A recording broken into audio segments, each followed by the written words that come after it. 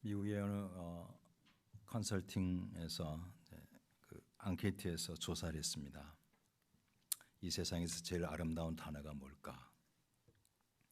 가장 아름다운 단어 첫째가 어머니였습니다. mother. 두 번째가 무엇일까요? father이면 얼마나 좋겠습니까? 열정이란 뜻을 가진 패션이었습니다. 좋아요. 삼시세판. 세 번째 아버지면 얼마나 좋겠어요? 아버지가 아니고 스마일이었습니다. 네 번째는 사랑을 뜻하는 love. 5위는 영혼을 뜻하는 eternity. 6위는 환상을 뜻하는 fantastic. 7위는 운명. 8위는 자유. 9위는 근데 프리덤이 8이고 리버티라는 단어가 9예요. 약간 어감이 그러는데 비슷한 의미고. 10번째는 평온이었습니다. father는 40번째도 안 들어갔고 70번째도 안 들어갔대요. 제발 사실이 아니기를 바랬습니다. 지금은 고인이 되어버린 신바람 건강 박사 황수관 장로님 기억나시죠? 그분이 이제 1945년 일본 히로시마에서 태어나셨는데 한참 이제 일본이 미국 진주만 폭격한 바람에 미국이 이제 일본을 본격적으로 폭격하기 시작을 했어요. 그때 식사 중이었는데 황수관 박사 아버지가 임신 9개월 중인 부인을 보고 빨리 피난하라 그러면서 혼자 막 도망가 버리더래요. 그때 황 박사 어머니는 임신 황 박사를 베고 있었는데 두 누이 데리고 짐까지 끌고 겨우 끌고 나왔대요. 5살 때 한국에 와서 이제 유교가 터졌는데 피란 중에 이렇게 피란 지게다 짊어지고 애들 데리고 가는데 그만 또 폭격이 있은 거예요. 그러자 황 박사 아버지가 지게를 지고 가다가 지게를 내 동댕이 치고 혼자 수렁으로 팍 들어가면서 폭탄이다 피해라. 엄마는 여전히 아이들 다치지 않게 하려고 이렇게 안고 고르고 있었대요. 더 놀라운 것은 이 전쟁 중에 황 박사 어릴 때 홍역이 걸렸습니다. 홍역이 걸리면 이제 열꽃이 피고 이렇게 왜 아시죠? 거의 죽게 됐습니다. 숨도 제대로 못 쉬니까 아버지가 지게와 삽과 가마니를 준비해 가지고 아이를 품고 있는 부인에게 죽은 자식 품고 있으면 뭐하냐고 내놓으라 그러더래요. 엄마는 그 어린 황 박사를 품고 안고 울면서 기도하기를 하나님이 살아계시다면 우리 수관이 살려달라 그러면서 그 종기난 아이의 상처를 혀로 핥기 시작을 했는데 죽어가던 아이가 기적적으로 살아났답니다. 바로 어머니라는 단어가 제일 아름다운 1위에 뽑힌 이유가 바로 여기 있습니다. 그래도 부부는 한 몸이니까 자녀들은 부모님께 감사해야 됩니다. 인사하겠습니다. 좀 길어요. 저를 낳아주시고 길러주시고 공부시켜주시고 시집장가 보내주시고 힘들 때 도와주시고 손주집까지 챙겨주셔서 감사합니다. 시작.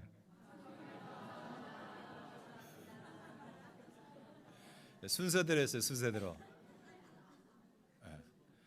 낳아주시고 길러주시고 그 다음에 가르쳐주시고 학교 보내잖아요. 그 다음에 뭐예요? 시집장가 보내주고 또 어려울 때는 힘들 때 집 살 때 보태주잖아. 마지막에 뭐예요? 손주까지 챙겨주셔서 끊임이 없는 거예요. 오늘 우리가 읽은 말씀은 신앙인의 생활 법규인 10계명 중에서 제5계명인 부모 공경에 대한 잠언 버전입니다. 잠언 버전이에요. 아시는 것처럼 하나님의 백성에 반드시 지켜야 할 규율 10가지 10계명이죠. 그는 크게 두 가지로 구별이 됩니다. 1에서 4계명까지는 하나님을 향해서 지켜야 할 절대 의무고 5계명에서 10계명까지는 인간이 인간에게 지켜야 할 의무예요. 그런데 그 인간이 인간에게 지켜야 할 두 번째 계명의 첫 번째 것이 네 부모를 공경하라는 것입니다. 흔히 기독교를 오해하는 사람들이 뭐냐면은 기독교를 불효막심한 종교라고 폄하하는데 그건 오해입니다. 여러분, 기독교만큼 효를 강조하는 종교가 세상에 없어요.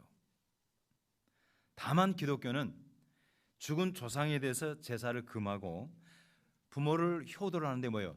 살아생전에 해라, 살아생전에. 그러니까 제사 못 지내게 하는 것 때문에 불효하는 종교라 그러는데 그것은 잘못된 생각입니다. 오늘은 어버이 주일을 맞이해서 크리스천의 효도에 대해서 말씀을 드리고자 합니다. 먼저 효도에 대한 십계명적인 이해를 살펴봅니다. 지난 시간에 말씀드렸던 것처럼 성경은 하나님만 섬기는 그런 말씀이 아니라 이 땅을 살아가는 삶의 모든 원리가 성경에 나와 있습니다. 그래서 법 전문가들이 그러잖아요. 지금 현재 있는 모든 헌법 체계의 기본 정신은 성경이다. 행복한 가정을 위한 설계도도 역시 성경에 기록이 되어 있죠. 그런데 여러분, 건축에 있어서 가장 중요한 시공이 뭐냐면 기초입니다. 기초를 대충 하면 큰일 나죠. 부실하면 건물이 무너집니다. 그래서 저희 그 금산에 집을 지을 때도 비록 위에는 조립식이지만은 그것이 한 3m 정도 흙을 부었기 때문에 굉장히 불안했어요. 그래서 기초하기 위해서 굉장히 애를 썼습니다. 물론 제가 가서 삽질한 건 아니었지만 기초안에 돈이 많이 들었어요. 한 1m 이상을 콘크리트를 통으로 쳤어요. 만약에 여러분 기초 대충 해서 시간 지나서 쩍 갈라지면은 위에 아무리 예쁘게 해놔도 다 건물 뭐예요? 그거 부서지는 거예요. 하나님이 친히 이 땅에 세우신 영적 빌딩이 있습니다. 그게 두 가지가 있어요. 하나는 교회고 하나는 가정입니다. 하나님이 교회와 가정을 통해서 하나님의 나라를 유지하고 확장시키셔요. 그렇기 때문에 사단은 두 가지를 무너뜨리기 위해서 혈안이 되어 있는데 사단은 뭐예요? 교회를 무너뜨리려고 그러고 이제 교회도 사실은 가정에 만드신 다음에 만든 거거든요. 그러니까 사단은 처음부터 가정 파괴의 모든 것에 올인을 한 거예요. 지금도 그렇습니다. 가정이 무너지면은 교회도 무너지고 신앙은 물론 무너지고 그 속한 공동체가 위태로워지는 거예요. 여러분, 아담과 하와가 선악과를 따먹은 이후에 가정이 깨지잖아요. 서로가 가정 부부싸움이 첫 번째 부부싸움이 생기잖아요. 네가 먼저 먹으라고 그랬다. 그 다음에 뭐예요? 형제가 형제를 죽이잖아요. 그 다음에 뭐예요? 남자가 바람을 피면서 여자 첩을 두기 시작하잖아요. 이게 다 여러분 하나님이 만드신 기관을 망치는 거예요. 사단은. 이런 사단의 공격을 하나님께서 막기 위해서 말씀하신 것 중에 하나가 부모를 공경하라는 것입니다. 부모 공경은 그래서 하나님의 나라를 유지하는 아주 기본적이고 소중한 가치관이에요. 하지만 안타깝게도 현대인들은 이 부모를 효도한다, 공경한다는 것을 이 아름다운 미덕과 전통을 자꾸 박물관에 집어넣으려고 그래요. 그건 옛날 이야기다, 옛날 이야기. 하지만 하나님은 계명을 통해서 분명히 말씀하셨죠. 출애굽기 20장 12절 제5계명을 다시 한번 읽겠습니다. 시작. 내 부모를 공경하라. 그리하면 내 하나님 여호와가 내게 준 땅에서 내 생명이 길리라. 여러분, 제5계명은 10가지 계명이 있잖아요. 그 가운데 이걸 잘 지키면은 리워드를 주겠다. 리워드라는 말 아시죠? 요즘 젊은이들은 리워드라고 그러더라고요. 상을, 보상을 약속한 것은 딱 5계명 하나밖에 없어요. 나머지 9개의 계명은 리워드가 없어요. 보상이 없어요. 유일하게 이것만 보상을 약속하셨어요. 왜 그럴까요? 여러분, 뭐 하면 뭐 준다. 이거 이유가 뭐예요? 왜 그래요? 잘 안 하니까 그런 거예요. 자동으로 안 되는 거예요. 효도가 잘 안 돼요. 효도가 잘 안 되니까, 잘 안 하니까 주일날인데도 불구하고 집에서부터 대판 싸우고 온 엄마도 있더라고. 누구라고 말 안 하는데 이게 안 돼요. 이상하게 안 돼요. 정말 하나님의 말씀을 깨닫고 하나님을 중심에 모시고 하나님을 정말 뜨겁게 사랑하지 않으면 이거 잘 안 지켜져요.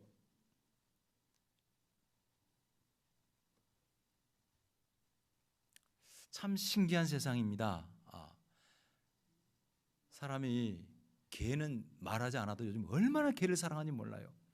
제가 지나다니면서 제일 꼴보기 싫어한 게 뭐냐면 자기 옆자리에다가 개 앉혀놓고 개 딱 문 열어놓고 개가 세상을 자기 아래다 두고 깔보고 가는 거예요. 확 그냥 매미채로다가 건져냈으면 좋겠는데 그럴 수도 없고, 그 자리에 엄마가 계시면, 아빠가 계시면 얼마나 좋겠어요. 엄마 아빠 나이 들어가지고 보면 어디 따라오면 아이고 뭐 노인네가 집에 따라와, 집에 있어. 그러고는 아야 가자, 해피. 개 데리고 가는 거예요. 개 데리고. 잘 안 해요. 안 하려고 그러니까 하나님이 상을 약속하신 거예요. 상도 보통 상이 아니에요. 뭐 효도상이라 그래가지고 뭐 메달 하나 주는 게 아니고 뭐라고 약속하셨어요? 잘 되고 땅에서 장수할 것이다. 여러분, 잘 되는 형통과 장수 두 가지가 함께 어울려질 때에 이 빛이 나는 거예요. 그래서 바울 사도는 이 출애굽기의 원론적인 것을 그의 버전으로 풀어내면서 에베소서 6장 1절로 3절에 이렇게 말합니다. 다 같이 시작. 자녀들아, 주 안에서 너희 부모에게 순종하라. 이것이 옳으니라.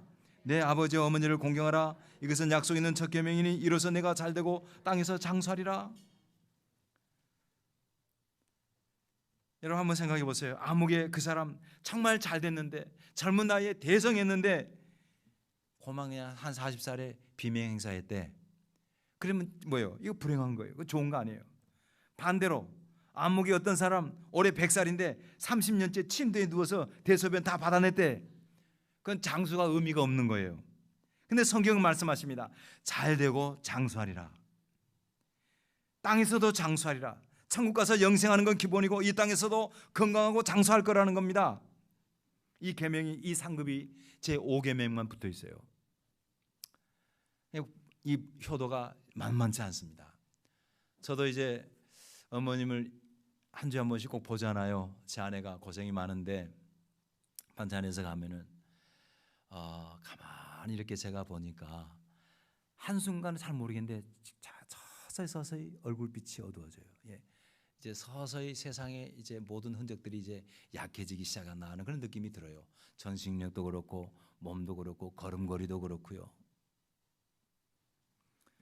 피어나는 꽃을 보는 건 즐거운 일인데 시들어가는 꽃을 보는 것은 뭐예요?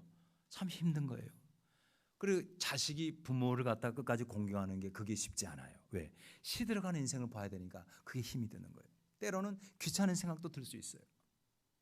하지만 하나님 말씀하세요. 그렇게 되면 하나님 나라 무너져. 그러니 절대 효도해야 돼. 여러분, 사람은 누군가를 살인을 하고 남의 것을 훔치고 그러면 뭐예요? 큰 죄를 지었다 그래요. 그죠?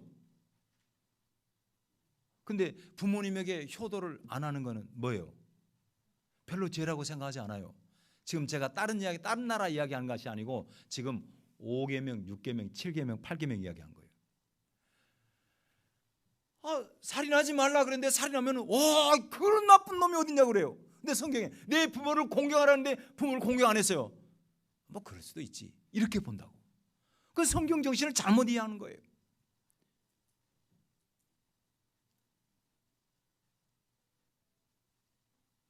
거듭 말씀을 드립니다. 여러분, 자녀에게 하는 거 10분의 1만 부모에게 하세요. 여러분, 투자를 좀 잘해봐. 아니, 투자라는 게 여러분 있잖아요. 좋은 일, 성경이 약속된 대로 투자하라니까. 자녀에게 잘하면 이런 복을 약속하시지는 않았어요. 왜? 자동으로 잘하니까. 근데 하나님은 약속하셨잖아요. 잘 되고 장수하겠다. 여러분 모두 이런 복을 받기를 축복합니다. 그러기 위해서 부모님께 효도 잘하시기를 바랍니다. 여러분, 반면에 불효하면 어떻게 되는지 아세요? 불효하면 제가 이제 사실 하나님 말씀밖에 두려운 게 없어요. 이제 제 나이 되고 제가 목회를 이제 후반을 가니까 하나님 앞에 솔직해야겠다고. 듣기 싫은 소리도 언제나 막 해버려요. 성경이 있으면 막 이야기해버려요. 옛날에 함부로 말 못했어요. 근데 그러면 안 되겠더라고. 다음에 하나님 앞에 갔을 때 하나님께서 야 이놈아 네 성경에 이런 구절이 있었는데 왜 제대로 안 가르쳤냐 그러면 할 말 없잖아요. 그래서 다 하고 하려고. 이런 부모 공경 안 하면 어떻게 되는 줄 알아요? 이렇게 나와 있어요. 신명기 27장 16절 시작. 그 부모를 경휼히 여기는 자는 저주를 받을 것이라 할 것이요 모든 백성은 아멘 할지니라. 하나님이 시킨 거예요. 부모를 함부로 대하는 사람은 뭘 받아? 누구 이야기? 하나님 말씀이에요. 저주 받는다니까? 저주 받고 싶으세요? 그거 아니잖아요. 어떻게 하실래요? 모든 백성은 어떻게 하라고? 네 하라는 거예요. 네, 아멘 하라는 겁니다. 또 출애굽기 21장 15절 시작. 자기 아비나 어미를 치는 자는 반드시 어떻게 하라고? 물론 어린 애기들이 뭔 모르고 그런 거 말고, 여러분 치는 게 꼭 몸으로 치는 것만 치는 건가요? 마음으로 치고 감정으로 치고 이거 하지 말라고. 성경 그것을 죽이라는 거예요. 죽이라.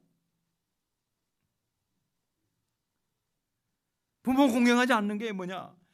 하나님의 저주를 받고 사형에 해당하는 죄라고. 중범죄로 다스리라는 겁니다. 그러니까 참 크리스천은 하나님의 말씀을 믿고 따라야 되잖아요.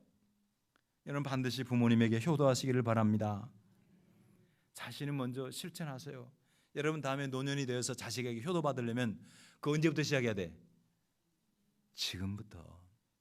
지금부터 부모님에게 아무튼 최선을 다해서 효도하세요. 그럼 자식이 보고 배운다고. 우리 부모님 늙으면 저렇게 목요일마다 밥을 하다가 받쳐야 되겠구나. 며느라 잘 보고 있냐?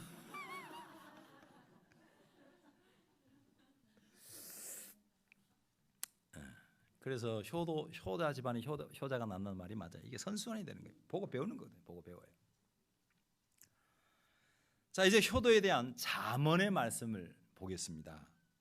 그러니까 앞에 출애굽기 말씀이 원론적인 거라 그러면 잠언 말씀은 거기에 대한 해설집이에요. 해설집. 자, 구체적으로 말씀합니다. 우리 오늘 본문을 다시 한번 읽겠습니다. 짧으니까 시작. 너를 낳은 아비에게 청종하고 내 늙은 어미를 경히 여기지 말지니라. 진리를 사대 팔지는 말며 지혜와 훈계의 명철도 그리할지니라. 의인의 아비는 크게 즐거울 것이요 지혜로운 자식을 낳은 자는 그로 말미암아 즐거울 것이니라. 내 부모를 즐겁게 하며 너를 낳은 어미를 기쁘게 하라. 아멘. 가장 먼저 부모님에게 효도의 첫 번째로 언급한 단어가 뭐냐면은 청종하라는 겁니다. 내 부모에게 청종하라. 청종이 뭘까요?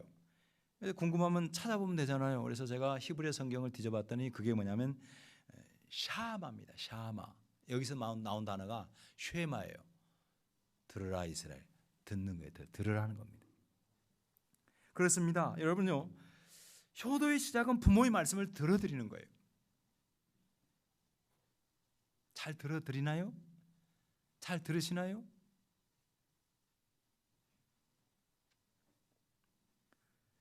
나이 많아서 늙은 아버지를 귀찮게 여기는 한 아들이 있었습니다. 거기다 치맥기까지 왔어요. 이 아버지가 아들에게 자꾸 같은 질문을 반복해요.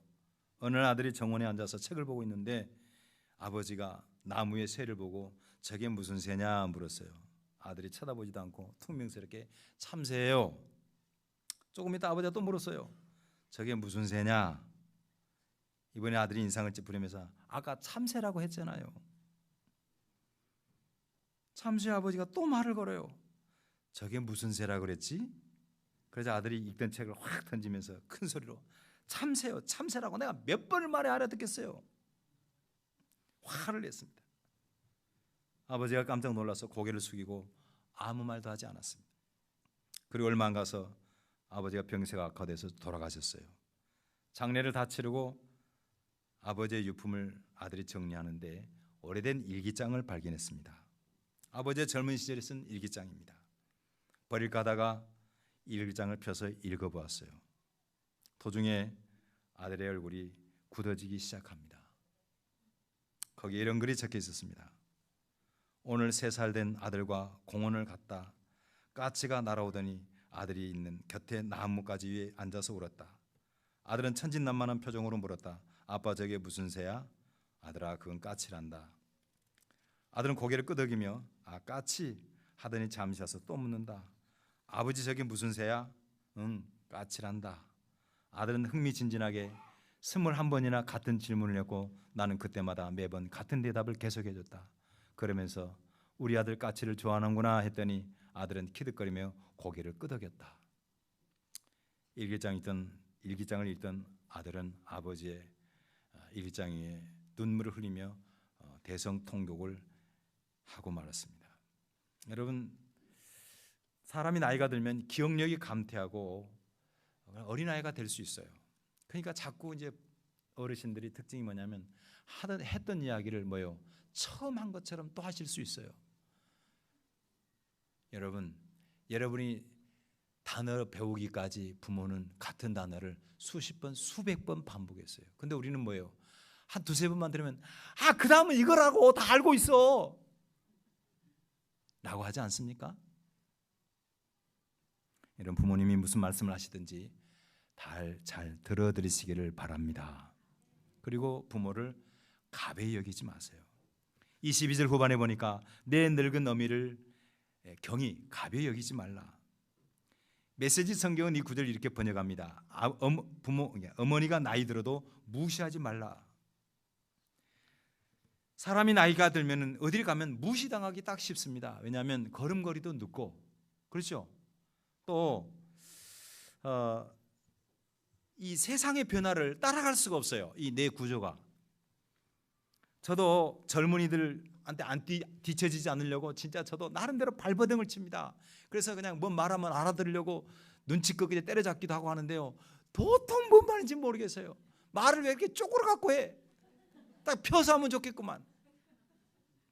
그리고 휴대폰도 그냥 속에 있는 기능이 너무 많어. 그냥 제발 그냥 은행 일만 좀 보고 카톡 보내고 하면 되겠는데 못 알아가요. 하지만 여러분, 사람을 절대 기능으로 평가해서는 안 됩니다. 어른에게는요, 젊은이들이 갖지 못한 삶의 지혜가 있어요. 그리고 믿음의 비밀이 있습니다. 그래서 성경 레위기 19장 32절에 말씀하거든요. 같이 읽겠습니다. 시작. 너는 셋머리 앞에서 일어서고 노인 얼굴을 공경하며 네 하나님을 경외하라. 나는 여호와니라. 셋머리 앞에서, 하얀 머리죠. 그 앞에서 일어나라는 겁니다. 노인을 공경하라는 거예요. 그러면서 하나님을 경외하라는 겁니다. 그러니까 그거 빼놓고 하나님만 경외하는 거, 그거 온전한 신앙이 아니라는 거예요. 오늘 우리가 읽던 본문 23절에도 말하잖아요. 진리를 사되 팔지는 말며 지혜와 훈계와 명철도 그리할지니. 이게 무슨 말이냐면요, 부모로부터 받은 진리, 지혜, 훈계, 이거를 귀하게 여기라는 거예요. 함부로 대하지 말라는 겁니다. 자식이 꼭 부모한테 물질적인 유산만 물려받으려고 눈에다 쌍불 켜지 말고, 그 어른들로부터 믿음의 비밀, 세상을 바르게 살아가는 지혜, 이웃을 정직하게 대하고 사랑하고 섬기는 훈계와 명철, 그것을 실천하라 이거예요. 여러분, 그런 말 있잖아요. 나이가 들면은 그런 이야기 하잖아요. 너희들 늙어봤냐? 우리는 늙어봤다. 젊은이들에게 없어요. 지혜가 없어요.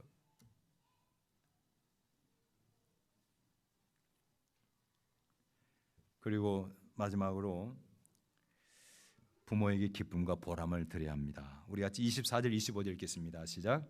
의인의 아비는 크게 즐거울 것이요 지혜로운 자식을 낳은 자는 그로 말미암아 즐거울 것이니라. 내 부모를 즐겁게 하며 너를 낳은 어미를 기쁘게 하라. 자녀를 낳아놓고 내가 자녀 잘 낳아서 다음에 보면서 그렇게 하도록 하라는 거예요, 자녀들이. 그래서 부모를 즐겁게 하고 어미를 기쁘게 하라는 겁니다. 특별히 나이가 어느 정도 들은 자녀들은 제가 이제 세대별로 이런 어버이날 어버이 주일 설교를 제가 몇 번 했겠어요?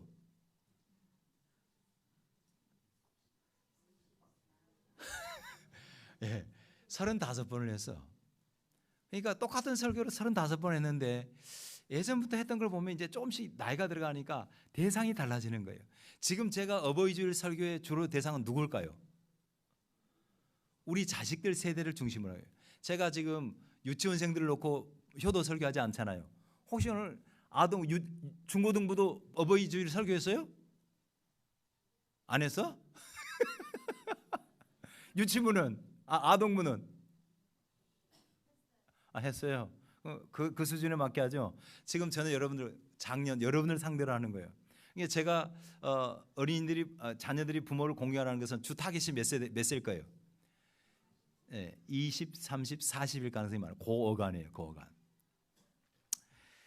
여러분 이제 장성했으면 부모의 마음을 헤아려서 행동해야 됩니다. 이제까지 부모는 자식을 위해서 충분히 희생했습니다. 더는 근심을 안겨서는 안 됩니다.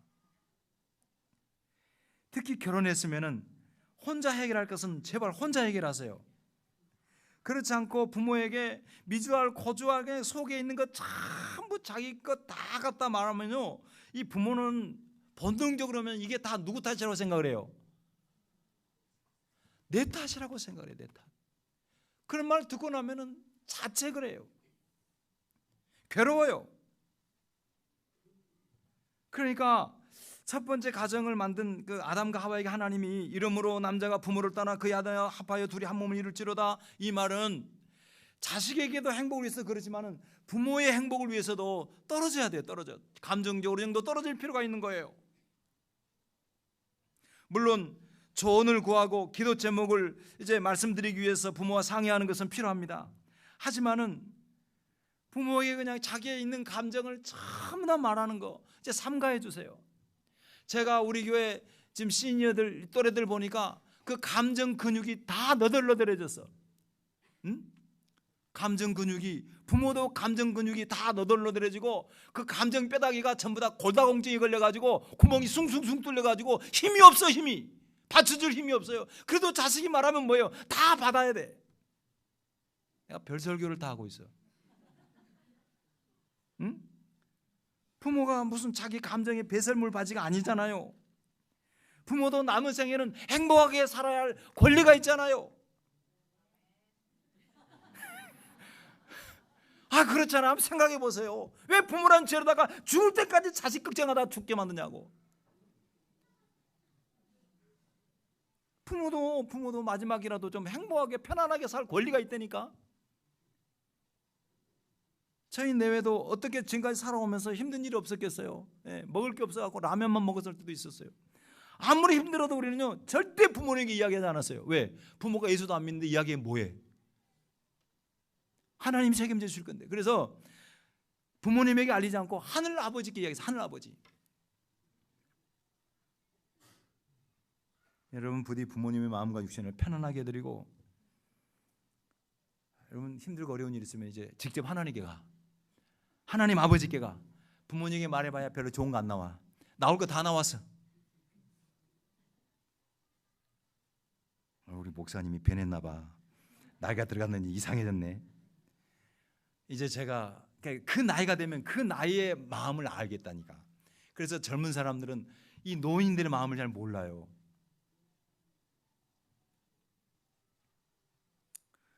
제 아내가 이렇게 다니면서 전도하면서 효도의 3원칙을 말했는데 일리가 있더라고. 그래서 제가 한번 소개해 볼 거예요. 첫 번째 뭐냐면 하나님과 부모님께 감사하라. 이게 효도 주간에 전도하면 이야기예요. 하나님과 부모님에게 감사해라.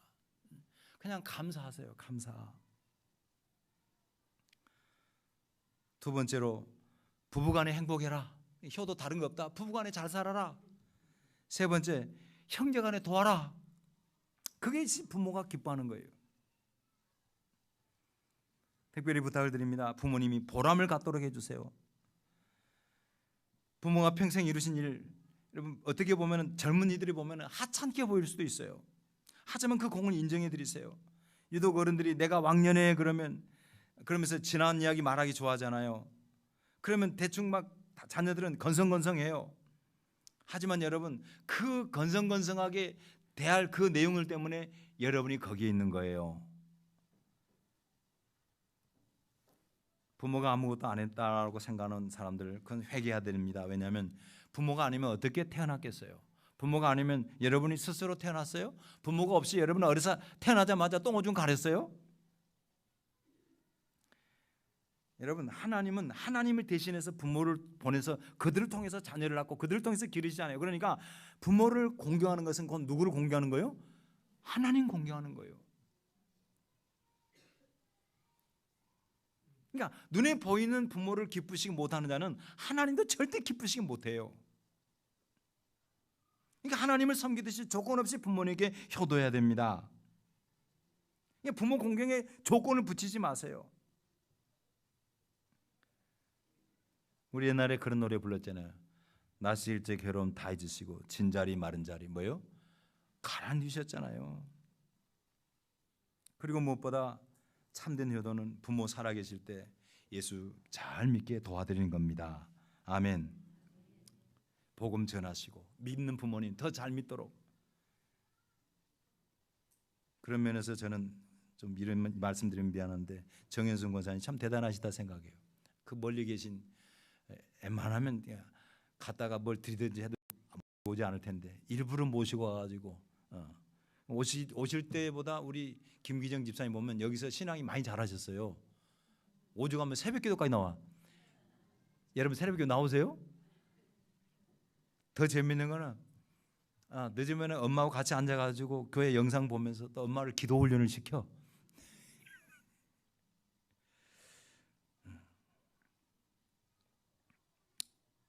효도의 완성은 부모님에게 복음을 전하는 것입니다. 영원한 생이 있으니까, 영원한 삶이 있으니까. 그럼 부모님이 안 계신 분은 어떻게 할 것인가? 부모가 안 계시는데 나는 효도하고 싶은데 부모가 없다. 그러면 교회에는 영적인 아버지가 있습니다. 제가 영적인 아버지예요. 저를 잘 공경하세요.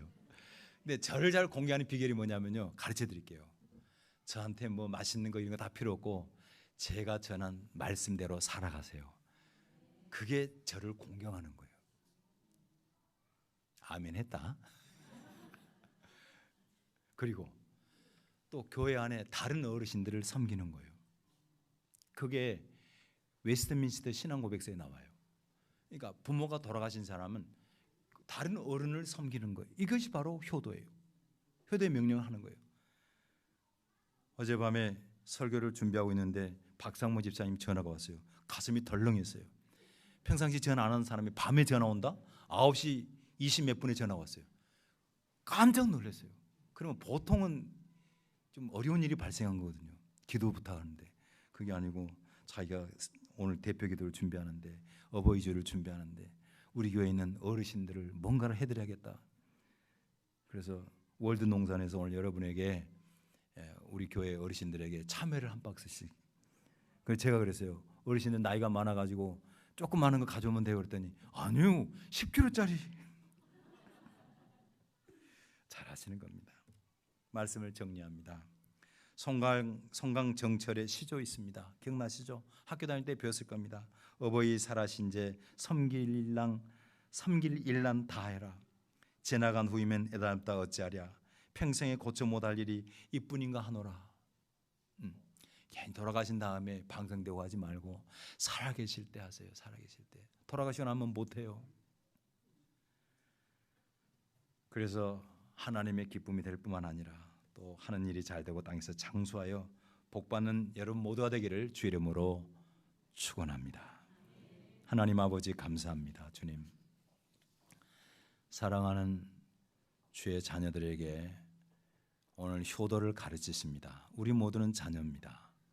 아버지 하나님, 오늘 말씀과 같이 이것을 순종하면 하나님이 기뻐하시고 불순종하면 큰 대역죄인이라는 사실을 기억하게 하여 주옵소서.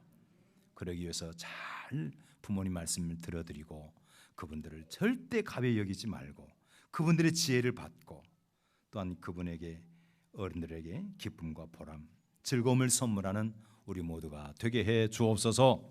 그래야 화평에서 모든 가족들이 다 주 안에서 하나님의 잘되고 장수케 하는 복 받기를 간절히 바라옵고 예수님 이름으로 기도하옵나이다. 아멘.